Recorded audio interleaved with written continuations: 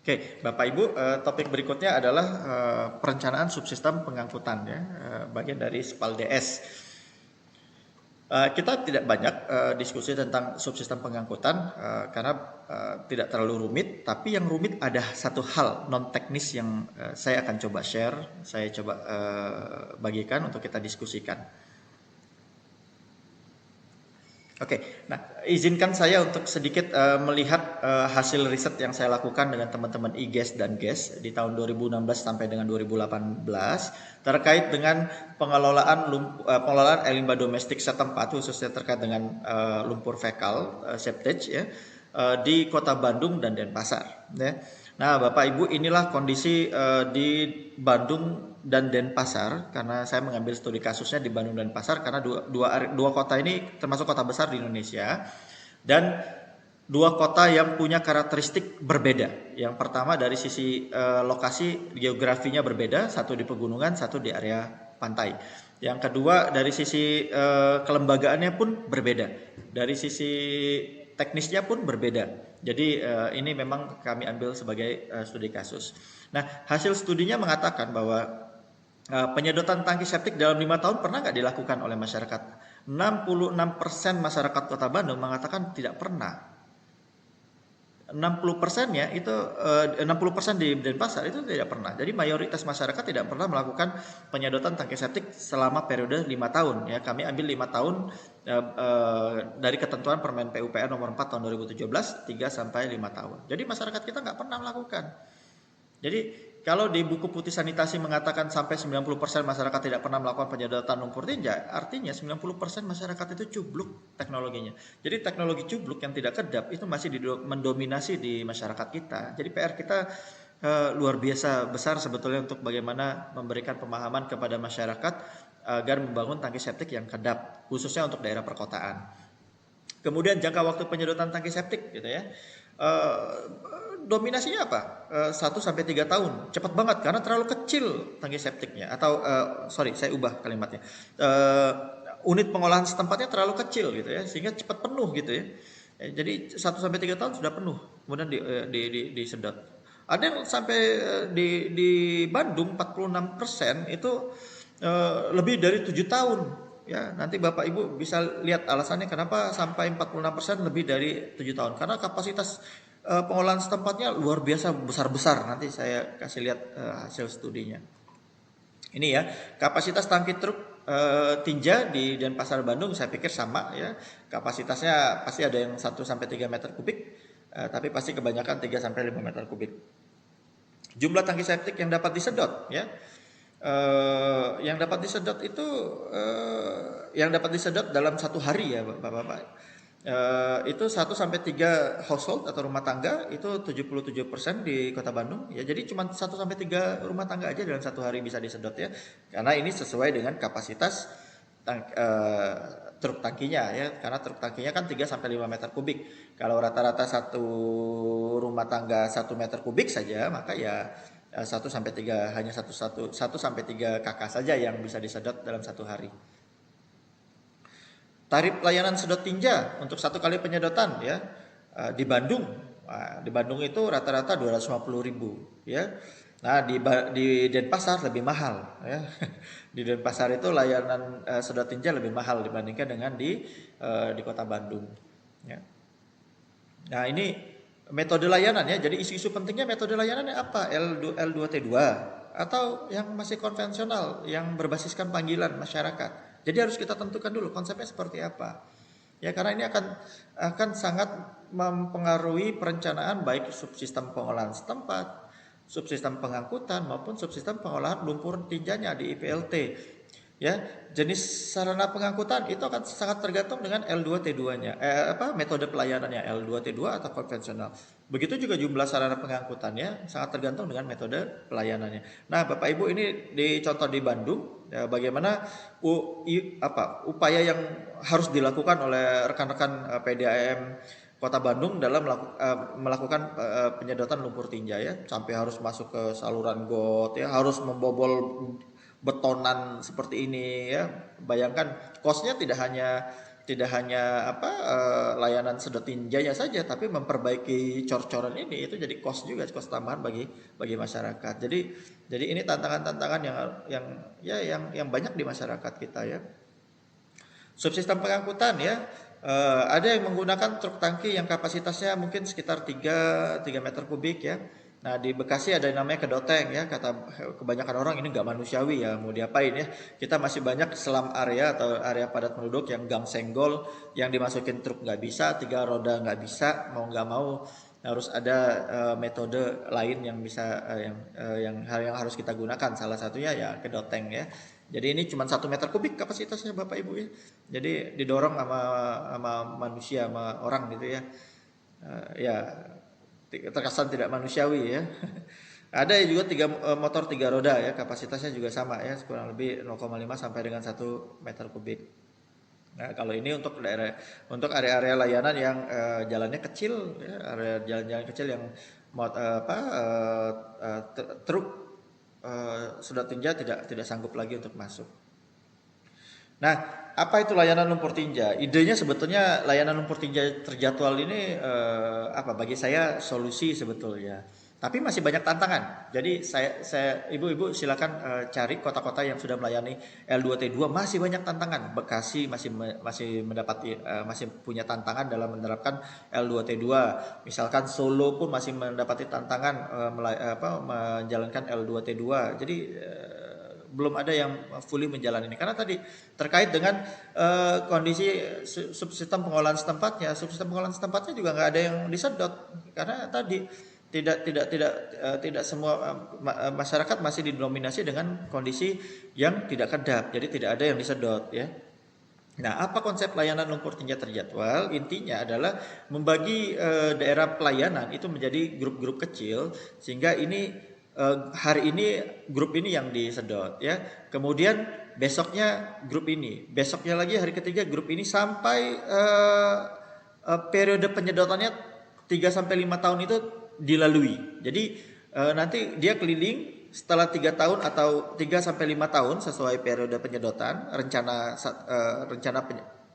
penyedotan dari satu kota atau satu area perencanaan itu melewati, kemudian dia akan ngulang lagi tuh. Ini panahnya kebalik ya dari sini ya.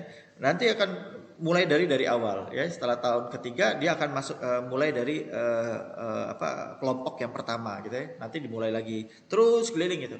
Nah, ini masih menjadi tantangan ya. Satu tantangannya apa? Kita nggak punya mapping masyarakat yang punya tangki septik, nggak punya ya.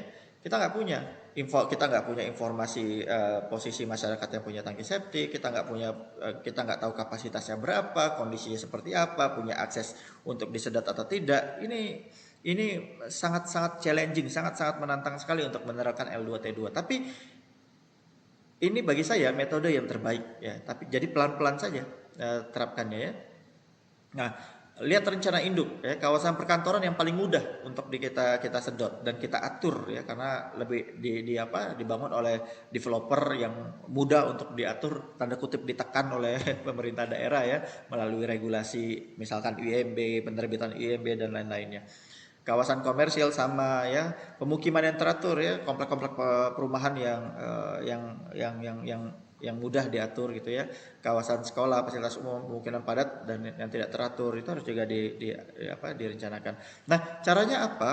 Salah satu metode yang bisa digandungkan adalah gunakan metode sistem informasi geografis. Ya, ini adalah supporting tools atau alat yang bisa digunakan untuk membantu kita dalam melakukan perencanaan atau pengoperasian L2T2 untuk penyedotan lumpur tinja. Kenapa GIS? GIS itu menggabungkan informasi peta dasarnya, jalan, ya, kemudian rumah-rumah penduduk yang punya tangki septik di titik-titik mana aja, siapa namanya. Kalau kita bicara database PDAM harusnya sudah ada, jadi bisa dielaborasikan datanya, ya. Kemudian alamatnya di mana, kapasitasnya berapa, kapan terakhir kali bayar, bahkan kalau kita konteksnya lebih ke kelembagaan untuk proses pembayaran gitu ya. Jadi kalau bermain dengan sistem informasi geografis, kita bisa melihat data itu secara komprehensif. Ya. Saya gambarin saja. Jadi kita bisa aja jadi yang paling pertama, tahap pertama adalah bangun dulu database-nya. Bangun dulu Pak, Ibu. Jadi bangun dulu database-nya. Jadi Bapak Ibu punya database-nya. Saya rasanya kita punya program apa saya lupa istilahnya apa, survei sanitasi atau apa, sensus sanitasi misalkan ya, sensus sanitasi ya. Kalau ada sensus penduduk kita buat sensus sanitasi gitu ya. Si Bapak ini punya tangki septik, di mana posisinya, kapasitasnya berapa, tangki septik atau cubluk nih, atau masuk jaringan perpipaan. Bapak namanya siapa, jumlah orang dalam satu kakaknya berapa gitu. Nah, kita punya data-data itu.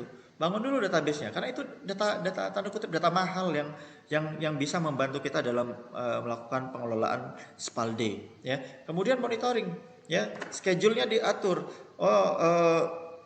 Misalkan bisa saja kita bagi kelompok mana yang di 3 tahun, mana yang 3 sampai 5 tahun, mana yang di atas 5 tahun gitu ya. Atau kita bagi aja sudah, kelompok A itu 3 tahun, kelompok B 5 tahun, atau ya sudah dibagi aja semuanya 3 tahun. Kebijakan pemerintah satu jadwal. 3 tahun kemudian dibagi zona. Zona A hari ini, zona B besok, D sampai 365 kali 3 tahun misalkan rencana penyedotan kita setiap 3 tahun. Jadi nanti muter lagi ke kelompok atau area yang pertama ya, yang hari pertama gitu ya. Nah, ini pertanyaannya bagaimana cara menentukan volume lumpur tinja yang masuk ke IPLT? Karena ini terkait dengan subsistem pengangkutan. Ya, gimana caranya? Nah, sekarang saya tunjukkan ini grafik. Ada grafik garis yang warna orange ya. Grafik yang atas itu untuk Kota Bandung, grafik yang bawah itu untuk Kota Denpasar. Ya, garis orange yang warna orange ya. Saya gunakan pensil. Garis yang warna orange ini adalah metode dengan menggunakan septage sludge. Jadi air dan solidnya.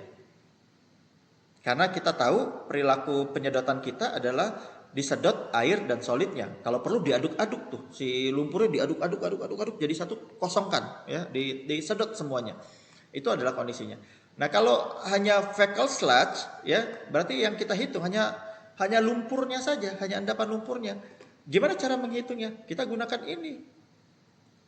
Metode perhitungan yang tadi, 30 sampai 40 liter per orang per tahun. Dikalikan dengan jumlah jiwanya dalam satu rumah, kita dapat berapa liter per tahun lumpur yang mengendap di dalam tangki septik kita. Ya. Dari sini dikalikan periode pengurasan misalkan 3 tahun dikali 3 tahun. Ya, jadi lumpurnya Ki lumpur dikali V lumpur dikali V dikali lumpur dikali 3 tahun, maka kita dapat total volume. Berapa volume dalam 3 tahun yang harus disimpan di satu tangki septik ya. Itu ya. Jadi mau pakai yang mana? Yang paling realistis itu adalah menggunakan septic sludge ya. Karena faktanya di lapangan itu tidak hanya solidnya saja yang disedot sama teman-teman operator layanan sedot tinja, tapi termasuk dengan lumpur-lumpurnya diaduk-aduk itu ya. Maka berbeda ya. Oke ya. Nah, sekarang penyedotannya gimana? Kapasitas penyedotan lumpur tinjanya ya. Nah, ada 3 approach yang bisa digunakan ya. Approach yang pertama itu adalah sedot semuanya. Bapak-bapak, kita sedot aja semuanya. Yang 2 meter kubik sedot 2 meter kubik. Yang 3 meter kubik sedot 3 meter kubik. Yang 6 meter kubik sedot 6 meter kubik. Pertanyaannya, dari mana kita bisa tahu setiap warga, setiap rumah itu yang kita sedot sekian meter kubik? Kita nggak tahu karena kita nggak punya database-nya. Oh, si Bapak A ini punya tangki septik 2 meter kubik. Oh, berarti 2 meter kubik ditambah Bapak ini tambah 3 meter kubik. Totalnya berarti saya dalam satu hari saya nyedot sekian meter kubik sehingga IPLT yang saya siapkan sekian meter kubik. Bisa nggak kita desain itu? Nggak bisa, Pak. Sulit sekali kita mendesain kalau basisnya seperti itu. Karena kita nggak punya database-nya. Kecuali kita punya database-nya, kita bisa melakukan approach yang pertama. Nah, approach B seperti apa? Oh, kita lakukan saja proporsional. Proporsional misalkan 60% dari total kapasitas. Sama masalahnya. Kita nggak tahu kapasitas setiap tangki septiknya berapa, sehingga kapasitas volume yang ini itu menimbulkan ketidakpastian dalam perencanaan. Ya, ketidakpastian ini. Ada risk di sini, ya, ada resiko di sini yang harus kita antisipasi. Bisa saja over design, bisa saja under design. Desain kita terlalu besar, limbahnya ternyata masuknya sedikit banget gitu ya, atau limbahnya masuknya banyak banget gitu. Sedangkan IPLT yang kita desain terlalu sedikit. Nah, ada risk di situ, ada risiko di situ. Nah, ada approach yang ketiga. Ya, approach yang ketiga apa? Itu adalah fixed volume. Silakan berapapun jumlah kapasitas tangki septiknya, pokoknya kami sedot hanya 1 meter kubik atau hanya 1,5 meter kubik atau sekian meter kubik. Kita sepakati berdasarkan riset, ternyata rata-rata masyarakatnya punya tangki septik misalkan 2-3 meter kubik. Oke, kalau gitu kita sepakati kita menyedotnya fixed volume di angka 1,25 meter kubik. Jadi yang 3 meter kubik masih ada sisanya tuh, kita nggak sedot. Kita nggak sedot semua, itu kebijakannya. Nah, dengan metode ini lebih masuk akal ya, ketika kita melakukan perencanaan IPLT maupun perencanaan jumlah armada yang harus kita siapkan, ya, karena kita punya kepastian angka di sini, ada kepastian. Oh, ternyata dalam 1 hari kita hanya menyedot 3 meter kubik. Ya sudah, cuma 1 kendaraan aja toh, kita butuhnya nggak banyak, gitu loh. Nah, ini yang maksud saya, kita harus bisa membuat kehati-hatian dalam perencanaan. Ya, setiap asumsi punya resiko, ya. Oke, masuk ke subsistem pengolahan lumpur. Kayaknya salah nih judulnya ya. Abaikan ya. Penentuan kapasitas IPLT-nya ya. Ini karena ini terkait juga dengan jumlah kendaraan yang harus disiapkan untuk subsistem pengangkutan ya. Nah, sekarang seperti apa merancang kapasitas IPLT atau jumlah volume lumpur tinja yang harus diangkut, gitu ya. Pertanyaannya, banyak metodenya Bapak-bapak, Ibu-ibu ya. Jadi saya pikir metode perhitungan ini bisa berubah ya. Bisa didekatkan dengan pendekatan yang lain ya. Nanti Bapak Ibu bisa melihat yang ada di layar Bapak Ibu, yang slide saya itu terlalu banyak asumsi ketidakpastiannya. Resikonya masih besar. Jadi tapi resiko itu bisa kita minimalkan dengan ketersediaan data yang bisa Bapak Ibu cari ya. Misalkan database-nya cukup lengkap sehingga kita bisa minimalkan asumsi-asumsi sehingga mengurangi ketidakpastian. Saya mulai ya. Jumlah potensi pelanggan. Dimulainya dari apa? Jumlah bangunan. Ya. Dikali dengan tingkat penggunaan tangki septik, dikali dengan proporsi tangki septik yang layak sedot. Gimana cara memahaminya? Tadi kan kita orientasinya adalah tangki septiknya. Tangki septik mana yang mau kita sedot? Artinya kita nggak peduli dengan jumlah jiwanya. Yang kita peduli berapa jumlah bangunannya. Ya, bangunan tangki septiknya. Tangki septik kan pasti setiap rumah, setiap katakanlah ruko atau kantor itu ada tangki septiknya. Jadi jumlah bangunannya ya orientasinya, karena itu yang terkait dengan penyedotan lumpur tinja ya. Oke, jumlah bangunan. Penggunaan tangki septiknya berapa persen? Oh, dari semua bangunan yang ada di area perencanaan saya, di kota saya, di kabupaten saya, 100% yang menggunakan tangki septik. Ya sudah, tulis aja 100% di sini. Oh, tapi Pak, saya ragu berdasarkan buku putusan sanitasi hanya 60%. Ya sudah, tulis 60%. Lalu pertanyaannya, datanya seberapa confident kita dengan data itu? Gitu pertanyaannya. Jadi sangat tergantung sekali ya. Kedua, proporsi tangki layak sedotnya berapa? Jadi dari 60% ini berapa persen yang layak sedot? Kan nggak semuanya. Wah, ternyata 10%-nya itu jauh banget, 50 km. Wah, ini nggak layak nih. Atau 5%-nya itu ada di daerah padat penduduk gitu. Ya. Nah, jadi ini asumsikan 100%. Ya, jadi 100%. Totalnya dapat kita 60 pelanggan. Potensi pelanggan Bapak Ibu, belum menjadi pelanggan. Ini baru potensi pelanggan. Oke, pertanyaannya jumlah pelanggannya gimana? Jumlah pelanggan dikali dengan tingkat pelayanan kita dikali tingkat kepatuhan. Apa itu? Jadi gini, jumlah potensi pelanggan 60.000. Tingkat pelayanannya apa? Tingkat pelayanan gitu. seberapa mampu kita melayani dari 100% dari tadi yang punya tangki septik dan proporsi layak sedot tadi yang bisa kita layani, karena belum tentu 100%. Lagi-lagi asumsi, lagi-lagi confident-nya Bapak Ibu sekalian. Kalau 75% ya tulis 75%. Oh enggak Pak, kami yakin 100% dari semuanya bisa kami layani. Ya sudah, tulis 100%. Kemudian tingkat kepatuhan. Dari semua area pelayanan tadi, berapa persen masyarakat yang bisa patuh untuk melakukan L2T2? 100%? Yakin? Tulis 100%. Kalau saya nggak yakin Pak, masyarakat saya begini 75% aja Pak, ya sudah 75%. Kok banyak asumsi? Ya begitulah desain, banyak asumsi, resikonya. Jadi yang paling baik dalam ketika kita mendesain, mengurangi ketidakpastian, mengurangi banyaknya asumsi. Dengan cara apa? Datanya di kualitas datanya ditingkatkan. Jadi data primernya ditingkatkan. Jadi Bapak Ibu bisa melakukan survei, melakukan data pendataan masyarakat dan lain-lainnya. Nah, dari perhitungan ini ternyata jumlah potensi pelanggan ya itu adalah 33.750 pelanggan. Nah, pertanyaannya jumlah pelanggan per hari berapa? Kita kan mau L2T2 ya. Cara perhitungannya gimana? Jumlah pelanggan dibagi periode penyedotan dikali jumlah hari operasional. Periode penyedotannya mau berapa tahun? Oh, saya mau 3 tahun aja Pak, biar cepat. Karena area saya nggak terlalu besar gitu ya. Atau 5 tahun boleh juga, atau 4 tahun boleh juga, sesuai regulasi saja ya.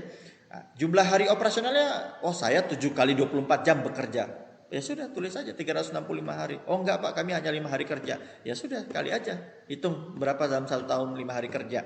Oke, 260 3 tahun misalkan 3 tahun dikali 260 ya 33.750 pelanggan dibagi 3 tahun kali 260. Totalnya saya dapat dalam 1 hari saya harus melayani 43 pelanggan. Ya, dapat? Oke. Copy ya masalah sampai sini ya. Nah, sekarang pertanyaannya berapa frekuensi transportasinya? Beban layanan volume lumpur tinja dibagi volume tangki unit sedot tinja. Ya, beban layanan volume lumpur tinjanya berapa? Ya tadi tuh. Sorry, ini ada slide yang hilang ya. Nah, oke, saya tulis di sini aja kalau gitu. Nah, 43 pelanggan ini berapa debitnya? Pertanyaannya itu. Berapa? Kalau balik lagi, kalau kita menggunakan asumsi fixed volume tadi ya. Fixed volume misalkan 1 meter kubik setiap tangki septik atau setiap pelanggan tadi, maka kan tinggal dikali 43 dikali 1 meter kubik. Sorry, meter kubik ini 3 ya. Sama dengan 43 meter kubik per hari. Ya, per hari. Maaf ya Bapak, saya agak lambat nulisnya karena pakai mouse nulisnya nih. Jadi kalau asumsi fixed volumenya, oke, saya menyedotnya setiap pelanggan hanya 1 meter kubik atau 1,5 atau berapapun Ibu, tinggal dikali aja dengan jumlah pelanggannya. Jadi saya langsung dapat, dalam 1 hari saya harus menyedot 43 meter kubik per hari ya. Itulah kapasitas subsistem pengangkutan dan subsistem pengolahan lumpur yang harus Bapak Ibu rencanakan. Jadi dapat 43 meter kubik per hari. Oke, frekuensi transportasinya seperti apa? Beban layanan volume lumpur tinja dibagi volume tangki unit sedot tinja. Tadi berapa beban layanannya?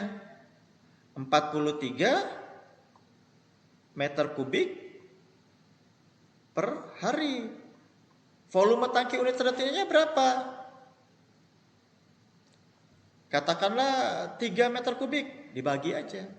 Berarti itu adalah frekuensi transportasinya. Jadi kalau dengan hanya asumsi 1 unit tangki, itu adalah frekuensi transportasinya bolak-baliknya. Ya. Nah, jumlah unit sedot tinjanya tinggal dibagi frekuensinya berapa dibagi jumlah maksimal ritase unit sedot tinja. Jadi kalau jauh misalkan 30 kilo, 30 kilo itu saya hanya mampu 2 kali ritase. 2 kali bolak-balik dari IPLT ke masyarakat. Jadi 2 saja. Ya sudah, frekuensi tadi yang kita dapat dari hitungan atas dibagi jumlah maksimal ritasenya. Itulah kita dapat jumlah unit sedot tinjanya. Dalam hal ini karena 3 meter kubik pakai truk ya.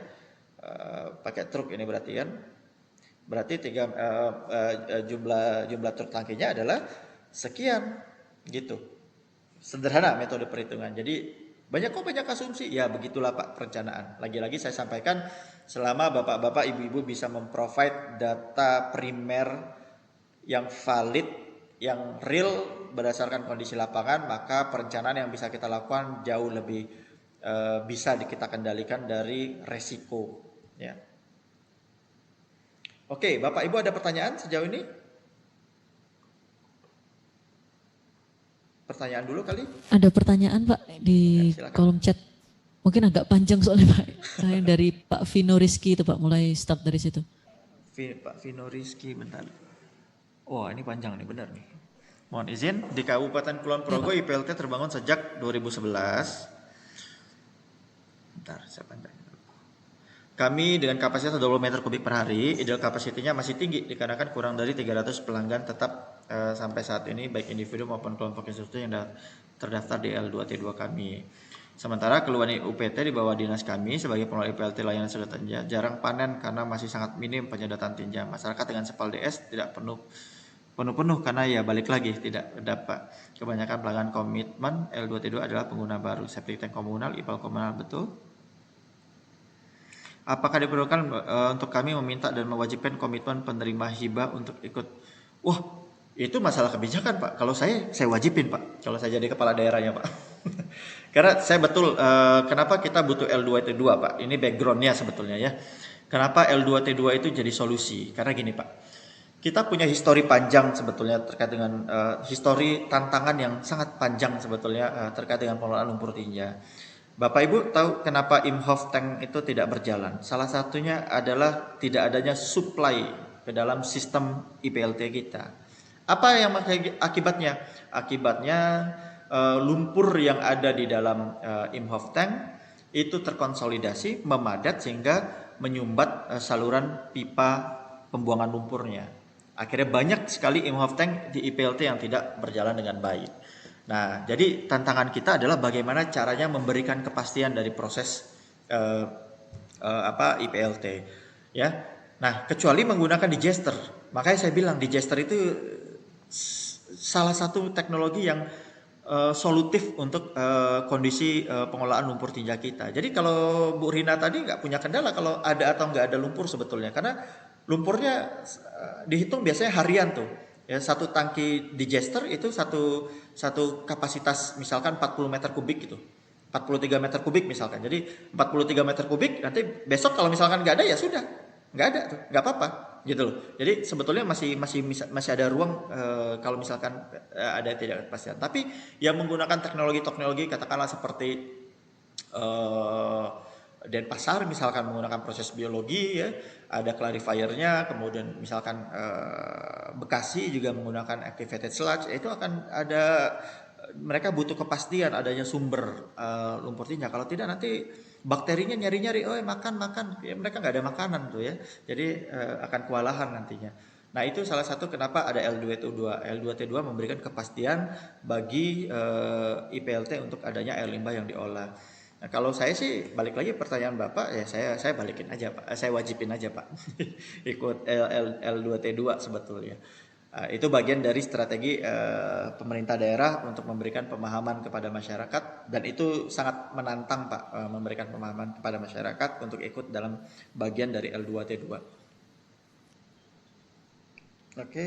Lalu dari Bu Ira, perlukah penerapan GIS untuk operator air limbah Pak? Oh perlu sekali Bu, perlu sekali. Kalau kita sudah bermain GIS, Ibu bisa berbicara banyak sekali. Kita mendatakan, kita bisa membuat database, oke, dan bisa disinergiskan dengan data PDAM sebetulnya. Seperti Bandung itu punya PDAM, sudah pasti kan PDAM tahu titik-titik konsumennya, itu bisa diintegrasikan dengan informasi misalkan berapa kapasitas dari setiap kepala keluarga. Jadi sangat membantu sekali GIS bagi operator. Kalau bahkan Ibu bisa memasang GPS tracker tuh di truk tangkinya. Kenapa? Karena biar nggak nakal tuh Bu, siapa si operator tangkinya. Karena isu kita sebetulnya banyak sekali yang illegal discharge ke sungai. Bapak Ibu hati-hati sekali, illegal discharge ke sungai itu akan menambah beban yang sangat besar sekali. Tadi konsentrasi BOD dari tangki septik itu bisa mencapai 45.000 meter kubik, 45.000 miligram per liter. Jadi besar sekali beban yang dibuang jika lumpur tinja dibuang ke dalam sungai kita. Itu menarik sekali, Bu. Saya sarankan mulai pelan-pelan aja, Bu, nggak usah muluk-muluk bahwa harus tahun ini. Pelan-pelan, tahun ini mungkin dibenahi dulu, dibangun dulu sistemnya. Yang pasti nanti mungkin 5 tahun, 10 tahun lagi punya sistem yang bagus dalam pengelolaan Spalde. Yang terakhir sementara Pak, apakah tangki cupluk di wilayah pedesaan bisa disedot atau diangkut ke EPLT? Tangki cubluk itu nggak akan punya lumpur yang bisa disedot karena airnya nggak ada, Bu. Pak, ya. Jadi sulit kita untuk melakukan penyedotan di cubluk sebetulnya karena nggak ada airnya, kering kita pasti. Karena airnya pasti meresap ke dalam tanah. Ya, yang ada juga dicangkulin tuh si solid yang mengendap di dasar. Dari Pak Abdul Syukur, Pak, penentuan kapasitas penyedotan lumpur tinja juga mempertentukan tangki cupluk yang dimiliki masyarakat. Enggak, Pak, karena cubluk itu tadi tidak akan bisa disedot, Pak. Jadi daripada nanti malah jadi over design, mendingan kita fokus pada yang sudah punya tangki septik sambil paralel kita memperbaiki pemahaman masyarakat terkait dengan cubluk dan tangki septik. Jangan dimasukkan karena nanti kalau Bapak masukkan ternyata dia nggak bisa disedot, jadinya si IPLT-nya jadi over design, jadi kapasitasnya terlalu besar sedangkan lumpur tinja yang masuk tidak banyak gitu.